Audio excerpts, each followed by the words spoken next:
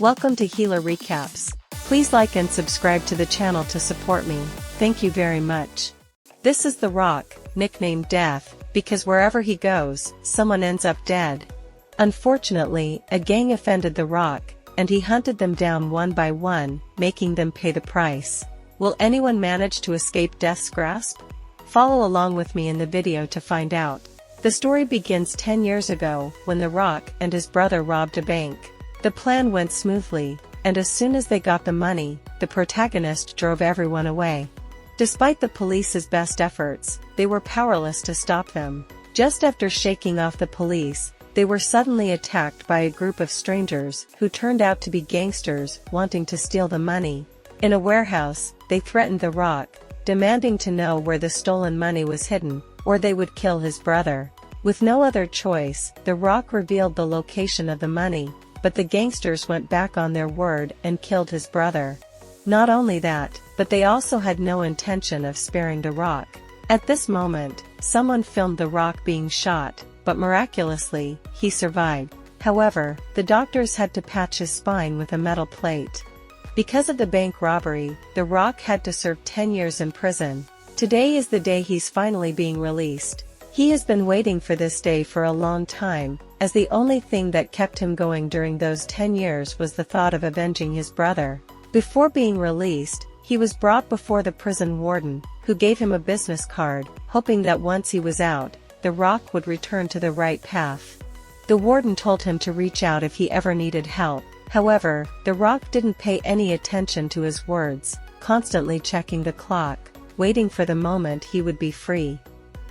As soon as he left the prison, he threw away the warden's business card and quickly went to a junkyard, where someone had prepared a brand new car and a file for him. Inside the file were the identities of the people who had killed his brother. The revenge plan officially started from here. Following the address in the file, The Rock arrived at an office building, stormed inside, and looked around, causing everyone to panic. At that moment, The Rock stopped. He had found his target. The man was terrified at the sight of The Rock. Without hesitation, The Rock drew his gun and shot him dead, ignoring the surveillance camera above. By the time the police arrived, The Rock had already fled.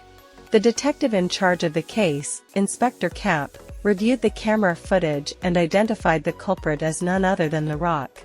They couldn't believe that less than 24 hours after being released, The Rock had committed another crime. The police immediately put The Rock on the emergency wanted list. Meanwhile, The Rock had gone to the office of a private detective he had previously hired to investigate those involved in his brother's death. He was there to collect the information. Unexpectedly, the detective double-crossed him, demanding more money or he would have his bodyguard break The Rock's teeth. The bodyguard was a huge, burly man, but when he saw the tattoo on The Rock's arm, he fled in fear. It turned out the tattoo bore the names of infamous gangsters The Rock had eliminated, explaining why the bodyguard was so terrified. With no one left to protect him, the detective quickly handed over the file to The Rock. The top name on the list was the cameraman. After 20 years, he was now older, but his depraved ways hadn't changed. He pretended to be weak and hired young, beautiful maids to take care of him, only to assault them. But today, he was marked for death by The Rock. As soon as The Rock arrived, he broke down the door and stormed in. The perverted old man turned pale and dropped his camera. Without letting him explain, The Rock swiftly shot him dead. Just as The Rock left the pervert's house, an assassin suddenly appeared, hired by a mysterious figure to eliminate The Rock. At that moment, a little girl unexpectedly blocked the assassin, distracting him and giving The Rock a chance to fight back. He emptied his magazine, forcing the assassin to hide behind a wall. By the time the shooting stopped, The Rock had already escaped, leaving the assassin furious. That night, The Rock went to a bar, where his next target worked as a bouncer. The Rock didn't act immediately. He observed from a distance and recognized the man as the one who had directly killed his brother. No matter how much he changed, The Rock would always recognize him. Today, The Rock was determined to make him pay.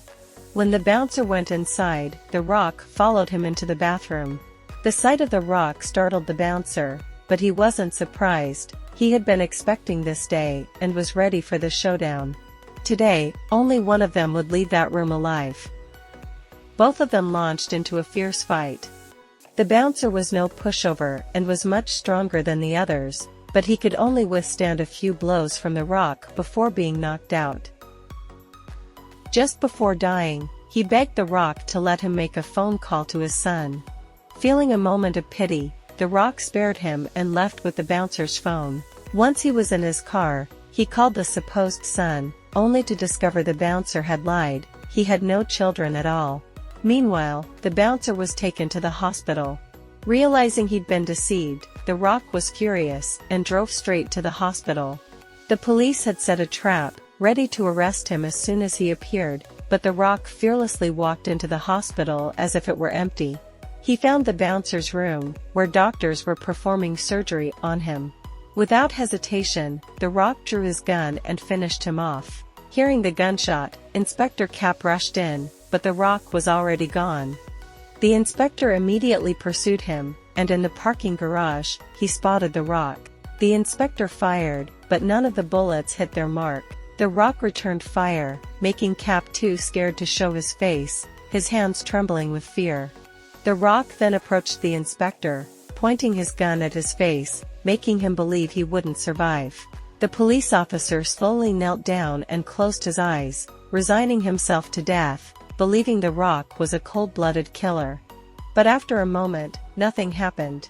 He opened his eyes to find that the Rock had disappeared. He had taken the car and escaped long ago.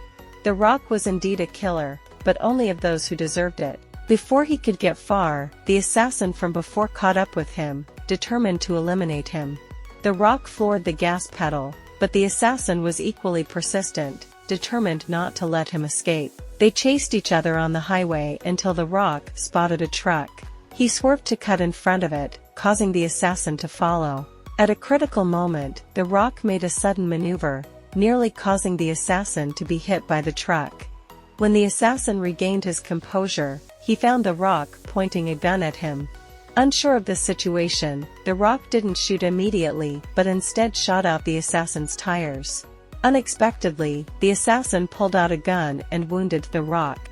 Seeing that things weren't going well, the Rock drove off, returning to his mother's house, where he threatened her to reveal his father's whereabouts. He wanted to find his father and kill him, suspecting that his father had betrayed them years ago.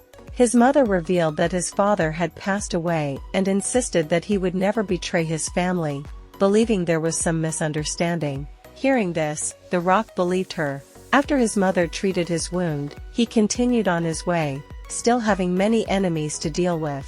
His next target was the priest, who had gone into hiding and become a preacher after the crime 10 years ago. When the Rock confronted him, the priest stood still, telling his congregation that he had awaited this day for 10 years and was ready to atone for his sins. The Rock led him to a nearby riverbank, where the priest confessed to all his crimes, hoping the Rock would end it quickly. The Rock raised his gun, ready to end the priest's life. Even facing death, the priest continued to pray. The Rock deliberately fired off target, feeling that the priest's remorse was genuine and that he didn't deserve to die. Grateful for his life, the priest felt immense relief. The Rock entered the church alone. Although he had dealt with all those involved in his brother's murder, he still wondered who had betrayed him. Deep in thought, he suddenly felt a gun against his neck. It was the assassin who had been hunting him. Yet, the Rock showed no fear. Having avenged his brother, he no longer cared about living. The assassin hesitated, asking why the Rock didn't kill him the other day. The Rock explained they had no personal enmity and no reason to kill each other. This statement made the assassin realize he had no reason to kill the Rock either. With the Rock having no will to live, the assassin lost interest in killing him. At that moment, the police officer appeared and, without a word, shot the Rock in the neck. It turned out the officer was the one who hired the assassin and the mastermind behind the events 10 years ago. He had stolen the money from the Rock and his brother. The assassin, puzzled, asked why the officer wanted the Rock dead if he didn't know about his involvement. The officer explained that the Rock's skills would eventually expose him, so it was better to act first. Hearing this, the assassin was speechless, realizing how ruthless the officer was. He refused the officer's payment and drove off. As the officer gloated over eliminating a threat, a gunshot rang out, and he fell to the ground. The Rock wasn't dead, the metal plate in his head had saved him again, and he had overheard everything. He fired a second shot, sending the officer to hell, finally avenging his brother. This is the end of the video. Goodbye, and see you again.